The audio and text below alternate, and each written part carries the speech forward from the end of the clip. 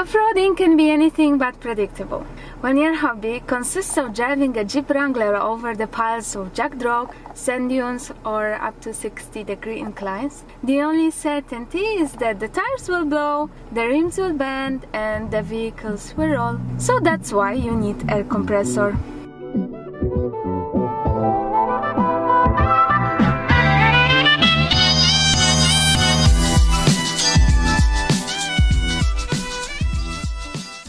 The air compressor that I have is Cliffride 19025 model for Jeep Wranglers, and it's permanently mounted in the vehicle. The whole mechanism is hidden behind the rear tire, and here we have the control panel, which consists of the switch on and off button that you can see on the right.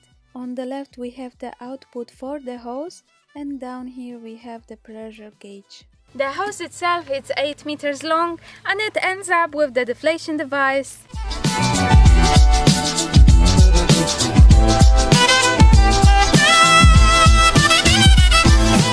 Now, moving to basic instructions, to attach the hose, you have to press it onto the output at the control panel. To dismantle, you have to press the part that is at the end of it towards yourself, and then it will disengage.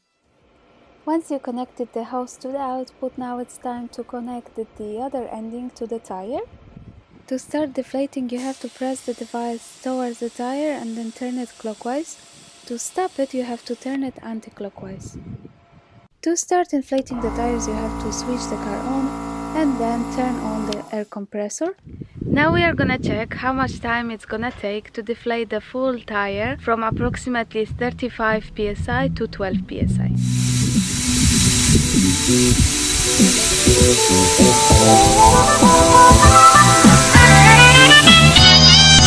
So as you can see, the deflation time took around 2.5 minutes, and now I'm gonna check how much time it's gonna take to inflate the tires. In order to do this, I had to turn the car on, not to exhaust the car battery.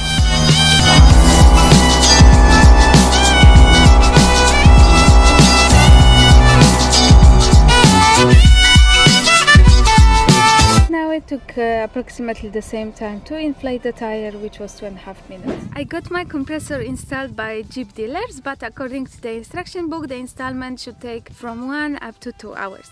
You basically have to remove the spare tire and the bracket, fit compressor, then route hoses and compressor power through tailgate to panel area, install module and air filter bracket to the inside of the tailgate, run the harness from the battery to the tailgate, and connect the hoses and wiring to the switch panel and test.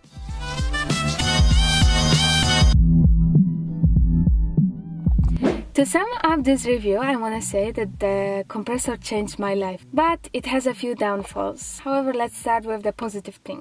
First of all, it's hands-free operation, so you can just attach the hose and then just wait until it either deflates or inflates the tires. Second of all is thermal cut out, which means that whenever the compressor reaches the temperature while working that would endanger it with burning, it's gonna turn off. Next one would be quite low operating noise level, braided stainless steel pressure hoses, sturdy quick connect pressure fitting, and the hose itself, it's quite long because it's 8 meters like I mentioned before, and it ends up with the deflation device that is interconnected, which makes it much easier in the long run and makes you save money because you don't have to have separate tool for inflating the tires and deflating them. When it comes to downfalls of this compressor, I have to mention 3 things. The first one is if you have stuff in your trunk, then quite easily it can turn on by accident when something hits the compressor, the switch on. Then you cannot check the actual pressure while deflating or inflating. And the last thing that I quite don't understand is that the gauge that is attached to the tailgate at the control panel should have a setup that once you put your desired PSI that you want to inflate your tires to, during the inflating, when it reaches this pressure, it should stop the operation, right?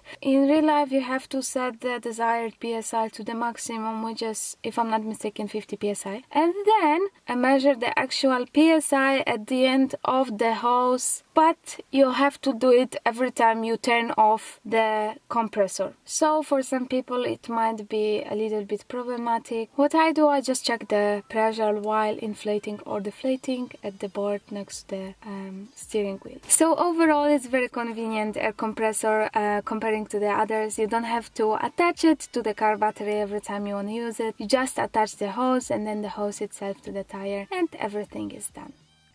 You can order this air compressor online where the original price is $500. Mine was installed by Jeep dealer in Dubai and the price was 1,500 dirhams altogether with installment. I hope you like this review and I hope I convinced you to buying this kind of tool. And if you like the video, please press the thumbs up, of course, and subscribe for more videos like this.